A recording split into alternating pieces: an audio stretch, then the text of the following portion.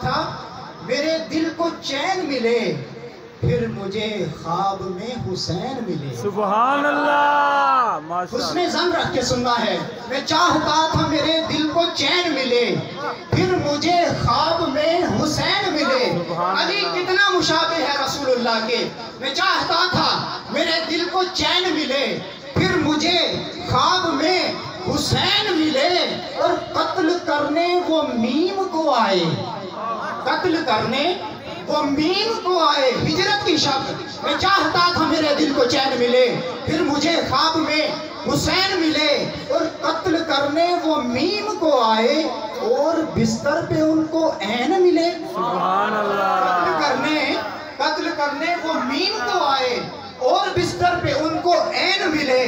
ارے کسی کو پتا نہیں چلا محمد اپنے گھر میں ہے، کون آ جا رہا ہے، کون جا رہا ہے، کون آ رہا ہے، پتہ ہی نہیں چل رہا۔ محمد اور علی میں فرق کرنے کا کسی نے خیال پیش کیا، اس لیے پتہ نہیں چلا کیونکہ چادر وہی، کپڑے وہی، دستار وہی ہے۔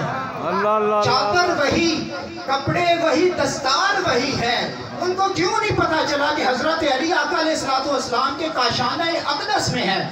فرمایا چادر وہی، کپڑے وہی، دستار وہی ہے، چلتا ہے تو لگتا ہے کہ اللہ کا نبی ہے، چلتا ہے تو لگتا ہے کہ اللہ کا نبی ہے۔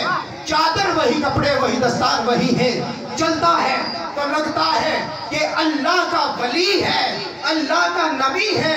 ارے انگشت بدندہ ہیں سبھی مکے کے کافر، انگشت بدندہ ہیں سبھی مکے کے کافر۔ ارے سویا تو محمد تھا، جاگا تو علی ہے۔ سویا تو محمد تھا، منہ میں انگلیاں ڈال ڈال کے دیکھ رہے ہیں، یہ کیا ہوا؟ بستر پہ سویا تو محمد تھا، جاگا تو علی ہے۔ اس لیے نہ پتا چلا کہ چادر وہی، کپڑے وہی، دستار وہی ہے، چلتا ہے تو لگتا ہے کہ اللہ کا ولی ہے۔ انگشت بدندہ ہیں سبھی مکے کے کافر، ارے سویا تو محمد تھا، جاگا تو علی ہے۔ سامعین محترم، آل بیت اطہار کے حضور نذرانہ عقیدت پیش کر رہے تھے۔ امام علی کے بارے میں نے کیوں چند الفاظ پیش